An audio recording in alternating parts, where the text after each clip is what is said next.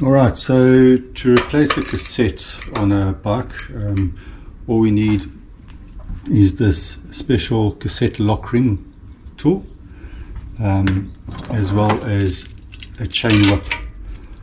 So we need the chain whip because the cassette will obviously move if we try and unlock it. So we need the chain whip to keep it in place so that we can unlock it. So let's see if we can get that done. And obviously a decent shifting spanner. Okay, there we go. Sometimes they're a little bit tight, and then you can just unscrew it.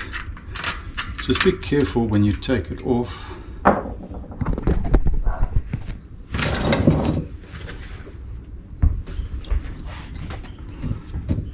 And that you take it off, there are loose pieces and sometimes there's little O-rings.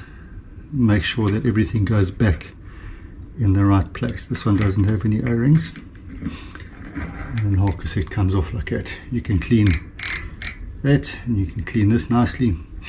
Usually just put a cable tie through that so that nothing gets lost. And when you put it back, you'll notice that there's little cutouts. There's one small cutout, and on this free up there will be a little smaller one as well, and that is how it fits on. You just look for the matching. There's a small one there, and you match them up, and then this one you can match it up too. There it is.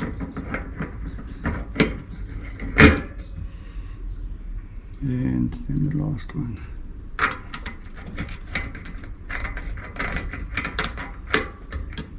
And then this is your locking nut, and then you will screw that on and tighten it.